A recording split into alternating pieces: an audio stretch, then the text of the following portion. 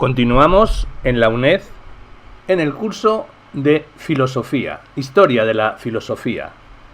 Comencemos el bloque segundo, Filosofía medieval. Introducción. La filosofía tras Aristóteles. Hasta ahora hemos examinado lo más relevante de los 3 primeros periodos de la filosofía antigua, los que podemos llamar cosmológico, antropológico y platonaristotelesco. Se denomina helenismo al periodo histórico iniciado con las conquistas de Alejandro Magno a finales del siglo IV y la consolidación de Roma como potencia dominante hacia el siglo I a.C. Desde aquí hasta el siglo V, comienzo de la Edad Media, es el periodo romano. La filosofía, desde la época clásica hasta la Edad Media, se denomina helenístico-romana. Características. El centro geográfico y cultural se desplaza desde Atenas a Macedonia, Egipto, Siria y luego a Roma. La supresión de límites geográficos, religiosos y políticos. Con el imperio macedonio se elimina la atomización e independencia de las ciudades griegas y se acerca la cultura oriental. Las religiones también tienden a la mezcla o sincretismo.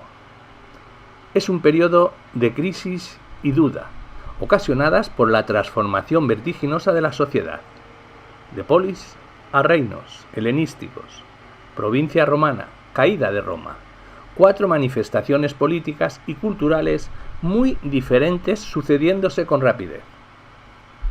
Como consecuencia, predomina la praxis sobre la teoría.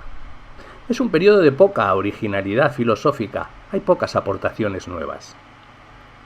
El proyecto filosófico dominante es de carácter ético, como encontrar una guía de conducta en este mundo cambiante, y posteriormente religioso, como lograr la salvación del alma. Paralelamente, y por los mismos motivos, es una época de fuerte desarrollo de la ciencia, entendida casi profesionalmente como no volverá a plantearse hasta la época moderna. Euclides, Arquímedes, Eratóstenes, Aristarco, Hiparco, Ptolomeo. La filosofía tiende a hacerse en escuelas de trabajo y a menudo convivencia. Escuelas. Podemos hablar en cuanto a escuelas, la de cínicos, estoicos, epicúreos y neoplatónicos. En cuanto a la de los cínicos, de la palabra griega para perro, al que estos filósofos podrían tomar como ideal de la vida, caracterizada por la renuncia a los bienes externos y por tanto toda preocupación incluso por el sufrimiento propio o ajeno. De este último sentido proviene el actual uso de la palabra. El más famoso era Diógenes de Sinope, ese que vivía en un tonel.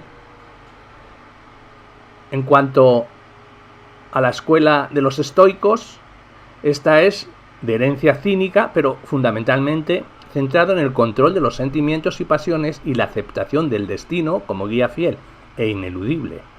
Defendían el derecho natural universal, incluidos pobres, esclavos o mujeres, cosmopolitismo y monismo antropológico. Tuvo mucho éxito en Roma, Marco Aurelio, Séneca, Cicerón. Otra escuela, los epicúreos. Epicuro de Samos combinó el atomismo de Demócrito con el hedonismo, la teoría moral que considera al placer el bien supremo, para evitar el miedo, especialmente a la muerte, y encontrar la guía de conducta en una evaluación razonable de los placeres. Y la otra escuela, la de los neoplatónicos, esta está basada en la teoría de las ideas de Platón y su fuerte dualismo. Se aproxima a una teoría de la salvación del alma en competencia e influencia sobre el cristianismo. Panteísmo. Plotino se llama el más importante. Durante siglos tendremos todavía a académicos o platónicos, aunque cada vez más alejados de las ideas de Platón, peripatéticos o aristotélicos volcados hacia las ciencias, escépticos, eclécticos, etc. Tema 1. El problema de la fe y la razón en la Edad Media. El rasgo fundamental de este periodo histórico es, sin duda, la omnipresencia del cristianismo y del islam en la zona de influencia árabe. Son religiones inspiradas en la tradición semita que irrumpen en la cultura griega y romana que eran de origen indoeuropeo. La civilización indoeuropea a la que pertenece la griega se desarrolló desde unos 4.000 años atrás en lenguas índicas, iraníes y europeas porque abarca toda esa zona geográfica. Tiene tendencia al politeísmo y a la creencia en el destino, la transmigración de las almas y adivinación del futuro. Mantienen una visión cíclica del tiempo. Los instantes o ciclos del tiempo se repiten indefinidamente y perciben el mundo como el escenario de un drama permanente entre las fuerzas del bien y las del caos. El papel del ser humano es inclinar la balanza del lado del bien mediante ritos y sacrificios. En general, los indoeuropeos tienen tendencia a la especulación y la abstracción, mostrando una clara preferencia por la visión, la imagen y las metáforas de la luz y la oscuridad. Es frecuente el panteísmo. Los semitas, por su parte, son originarios de la península arábiga. Presentan un marcado monoteísmo y rechazan la idea del destino y de la adivinación del futuro como una afrenta a su Dios. Mantienen una visión lineal de la historia con un comienzo y un final determinados y prefieren el oído y el sermón. En general, rechazan el panteísmo, afirman un abismo entre Dios y el mundo e introducen las nociones de culpa y pecado. Nuestro papel en el mundo no es ayudar a Dios a que se entienda todopoderoso, sino cumplir su ley y su voluntad. El origen. Elementos de ambas civilizaciones confluyen en el cristianismo y como consecuencia, los filósofos y teólogos medievales dedicarán ingentes esfuerzos a explicar y defender la existencia de la fe como una vía de conocimiento privilegiada, distinta de la razón y de la experiencia y superior a ellas, y a la vez aclarar sus relaciones mutuas. Se trata de un problema por completo ajeno al mundo antiguo, pero prioritario en la filosofía medieval. Desde el siglo I, Roma lleva la voz cantante en el mundo. Más o menos al mismo tiempo aparece Jesucristo, el profeta de la nueva religión, que logra reunir un grupo de incondicionales que irán extendiendo su mensaje poco a poco. Hasta el siglo III es un culto ignorado y luego prohibido, pero a principios del IV es legalizado por el emperador Constantino. Hacia finales del mismo siglo se convierte en la religión oficial del agonizante imperio. Los acontecimientos políticos se suceden rápidamente. La capital del imperio se había trasladado décadas antes desde Roma a Constantinopla, ante el creciente peligro de los bárbaros, y el propio imperio se dividió en dos poco antes de terminar el siglo. A comienzos del V se produce la toma y saqueo de Roma y pocas décadas después, en el 476, termina oficialmente el Imperio Romano de Occidente. El de Oriente perdurará hasta el siglo XV, con la toma de Constantinopla por los turcos, pero ya sin el brillo de la época clásica. La religión se alza como la única institución capaz de ofrecer un elemento de cohesión para la supervivencia, primero, y la hegemonía después. El nombre de Edad Media, establecido peyorativamente por el Renacimiento, concuerda con un periodo de grave decadencia cultural y económica, indiscutible durante los primeros siglos. Feudalismo, crisis demográfica y económica, regreso a la economía de trueque, y suavizada a partir del siglo IX por el Renacimiento carolingio, las escuelas catedralicias en el XI y universidades en el XII. Estos relativos renacimientos culturales son, sin embargo, muy limitados, de forma que en conjunto se trata de un periodo con muy escasa originalidad filosófica. Actitudes más importantes ante este problema: agustinismo, averroísmo latino, tomismo y nominalismo. La fe se entiende como una vía privilegiada de conocimiento. Es un don de Dios, apoyado en la revelación, la Biblia, y manifestado en la autoridad de los padres de la Iglesia. Su relación con la razón es el proyecto fundamental de este periodo. Pueden distinguirse 4 fases en el desarrollo de este tema. 1. una inicial fase de irracionalismo y hostilidad. El cristianismo pretendía ofrecer, ante todo, una guía para la salvación del alma desde unas bases religiosas y no filosóficas. San Pablo, el primer nombre que se eleva por encima de las rudas prácticas de una religión primitiva, escribió que lo que para el mundo es necio, lo escogió Dios para avergonzar a los sabios. Es decir, que la sabiduría no es el requisito que necesitamos para la salvación, al contrario, puede confundirnos y extraviarnos. En tiempos de Pablo existía la sensación de que la segunda venida de Cristo y consiguientemente el juicio final, que los cristianos aún esperan, estaban más bien cercanos en el tiempo, quizá en la duración de una vida humana, por lo que el santo nos anima a una rápida conversión, sincero arrepentimiento y abandono de zarandajas filosóficas que pueden distraernos de nuestro camino.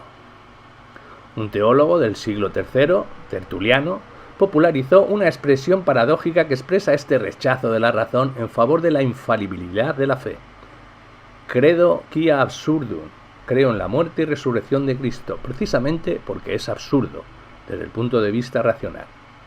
Con el paso del tiempo y ante la evidencia del aplazamiento del juicio final, los primeros religiosos se vieron la necesidad de defenderse de los ataques de los que ellos llamaban paganos, que encontraron racionalmente absurdos numerosos elementos del cristianismo: la resurrección de los cuerpos, creación de la nada, providencia y finitud del tiempo, una sola verdad revelada en martirio, Dios muerto por los hombres y resucitado, idea de omnipotencia divina, aunque siempre desde el rechazo de la racionalidad frente a la fe. Se les denomina padres apologistas. Otro segundo fase de desarrollo sería la fase relativa de indistinción, fe, razón, aunque siempre con prioridad de la primera. En sus actividades apologéticas, estos primeros teólogos empezaron a formalizarse con el incorporar al dogma conceptos filosóficos.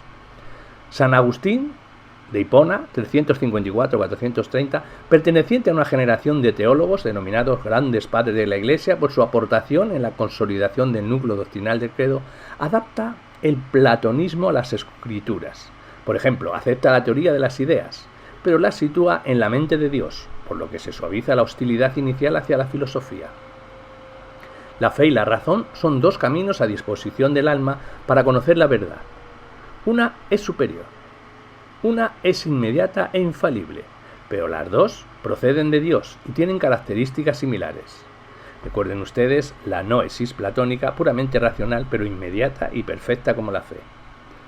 En el tercer punto tendríamos la complementariedad y colaboración entre ambas, aunque neta distinción y superioridad de la fe. Es la posición defendida por Tomás de Aquino en el siglo XIII, que adapta la filosofía aristotélica perdida durante siglos en Occidente y transmitida por los árabes al cristianismo. Según él, es cierto que existen verdades que solo son accesibles mediante la fe. Los articula fidei, como el dogma de la Trinidad o la resurrección, mientras que, indudablemente, sobre otras la fe no se pronuncia, como la composición de la materia. Pero hay otras que son accesibles por ambas vías y cuyo conocimiento racional resulta de utilidad para la propia fe, las preambula fidei, como existencia de Dios o la inmortalidad del alma. Estas verdades las conocemos por la revelación, por la fe, pero existen también argumentos que las demuestran, basados en el planteamientos aristotélicos y platónicos. Lo que más tarde se denominó teodicea, intento de deducir racionalmente la existencia y los atributos de Dios, fue una parte fundamental de la filosofía medieval. En un cuarto punto tenemos la separación y fin de la escolástica. Durante el siglo XI había tenido lugar una polémica de cierta importancia entre quienes sostenían la superioridad de la razón sobre la autoridad, llamados dialécticos, y quienes admitían la utilidad de la razón, pero sólo como servidora de la fe, los antidialécticos. Más importante fue la difusión en la segunda mitad del siglo XIII del llamado averroísmo latino, en torno a la Escuela de Artes de París. Inspirándose en el aristotélico árabe Averroes en el siglo XII, este movimiento defendía varias tesis difíciles de conciliar con la teología dominantemente platónica de la época: la eternidad del mundo, la negación de la inmortalidad personal y del libre albedrío, y en especial la conocida como teoría de la doble verdad, una correspondiente al dogma y la fe, y la otra correspondiente al ejercicio de la razón. Ambas son verdades genuinas, aun cuando a menudo puedan ser contradictorias. Así hemos de aceptar, por fe, que Dios ha creado el mundo de la nada, y también por la razón que el mundo es eterno, pues nada puede venir de la nada. Tanto los dialécticos como los averroístas conceden un papel a la razón cuando menos tan importante como la fe. Los filósofos denominados nominalistas, como Guillermo de Ockham en el siglo XIV, aun atribuyendo la prioridad a la fe, separan por completo ambas esferas. No hay contenidos comunes a la razón y a la fe, lo que pone fin al proyecto escolástico y abre paso a una autonomía de la razón que habrá de fructificar en el Renacimiento y la ciencia del Barroco. Ockham defendía el voluntarismo, doctrina teológica según la cual el principal atributo de Dios es su voluntad. Nada puede constreñir el poder creador de Dios, ni siquiera la lógica ni la moral, que son creación suya. Su voluntad es infinita, por tanto es imposible deducir, por puros argumentos, ni la naturaleza del mundo ni la de Dios. Solo podemos, a partir de la observación, como fuente para el razonamiento, y es evidente que este principio deja a la fe completamente al margen. Tema 2. La relación Iglesia-Estado en la Edad Media. Del cesaropapismo a la teoría de las dos espadas. Las relaciones medievales entre la Iglesia y el Estado, o entre el poder espiritual y el poder temporal, son análogas a las que puedan verse entre la fe y la razón, o entre la teología y la filosofía. En conjunto, acaba estableciéndose la prioridad de la Iglesia sobre el Estado de forma absoluta, como en el agustinismo, que consideraba el pecado como la raíz del Estado, o moderada, como en el tomismo, que opinaba que el Estado tiene un origen natural y puede, por lo tanto, gozar de cierta autonomía, para terminar el siglo XIV con la afirmación por Ockham de la independencia total de ambas esferas. Cesaropapismo. El cesaropapismo es la práctica y doctrina política propia del Imperio Romano de Oriente, aquel que perduró hasta el siglo XV, con la capital en Constantinopla, que extendía y aplicaba el poder político a las cuestiones eclesiásticas. El César es el jefe del Estado y el jefe de la Iglesia. El emperador Justiniano, por ejemplo, intervenía activamente en la religión, designaba a los prelados, resolvía cuestiones de fe, incluso componía cantos litúrgicos. En Bizancio, el poder del emperador era absoluto, no tenía ningún límite de carácter constitucional. La Iglesia también estaba bajo su autoridad. Obligaba a los clérigos a firmar fórmulas teológicas de acuerdo a su opinión. Exiliaba a los obispos o los condenaba si no seguían sus directrices. ¿Por qué surgió el cesaropapismo? Desaparecido el Imperio Romano, los bárbaros ocuparon su lugar.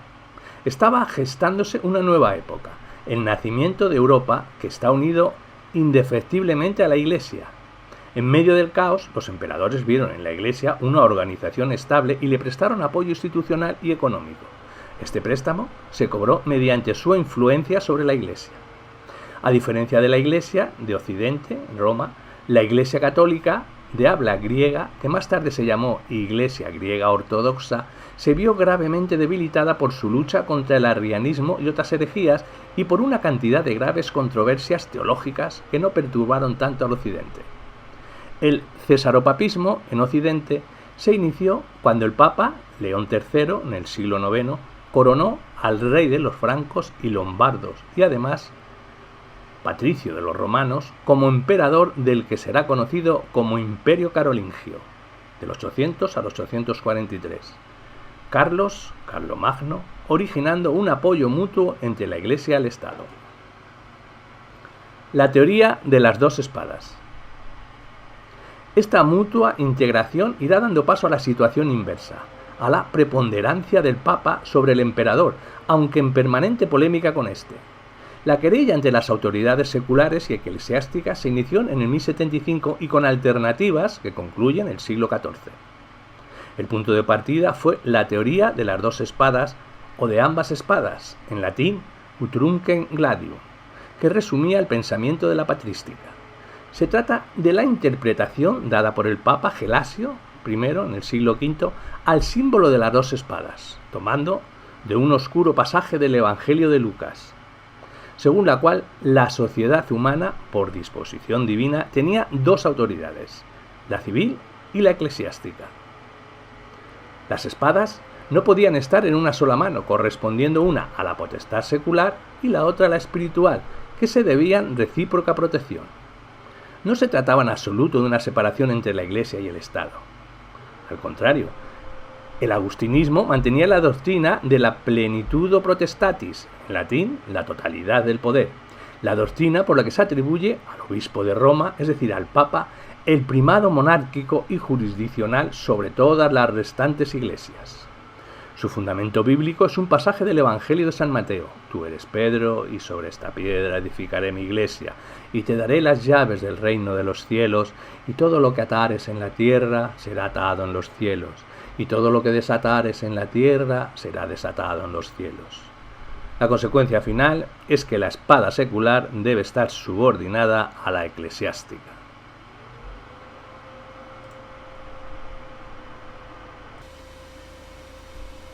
Tema 3. La relación esencial y existencia en Tomás de Aquino. Tomás de Aquino mantiene posiciones similares o casi idénticas a Aristóteles en la ética, la política, la filosofía de la naturaleza, la metafísica, la gnoseología, en casi todo lo que no entre en conflicto con las bases cristianas, incorporando conceptos aristotélicos como la abstracción, el hilemorfismo, la doctrina del acto y la potencia o la teoría de la sustancia. La distinción esencia-existencia no forma parte de esta herencia porque no tenía un papel relevante en la filosofía aristotélica, pero tampoco era nueva en la época de Tomás de Aquino. Algunos filósofos islámicos de los siglos X y XI, como Avicena, ya la habían tenido en cuenta, pero mientras que ellos se referían a la existencia como un accidente, Tomás dio una gran importancia a esta distinción. Esencia es la sustancia en tanto que definible. La quididad, Aristóteles llamaba a esta sustancia segunda, aquello que se entiende en la definición de una cosa.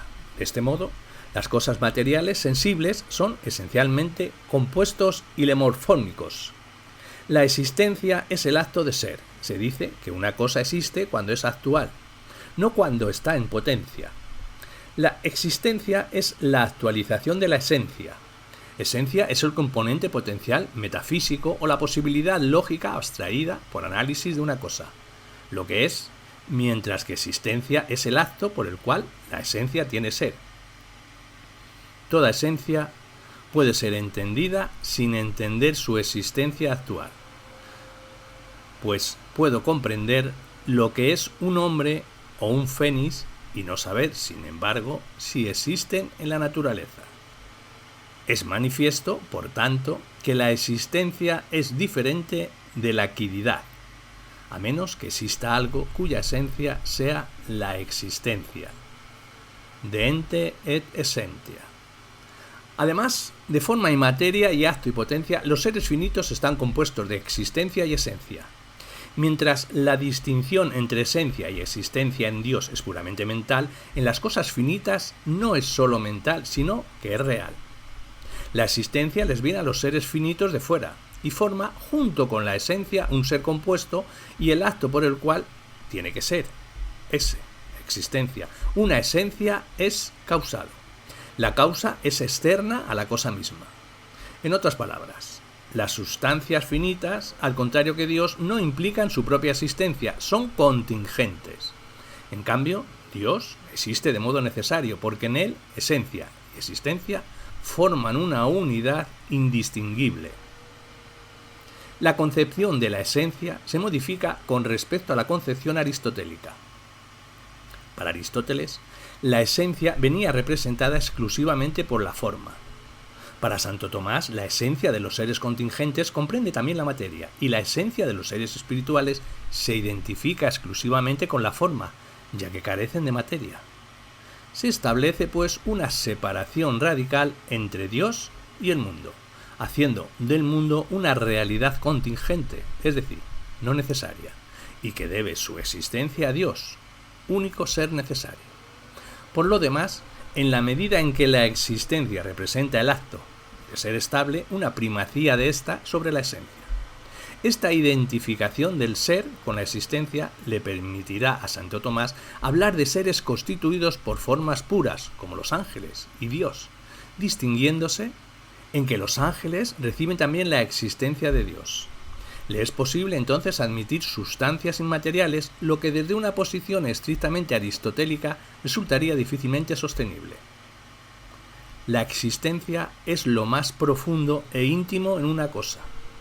Habla de ella como de una perfección, la actualidad de todos los actos, la perfección de todas las perfecciones.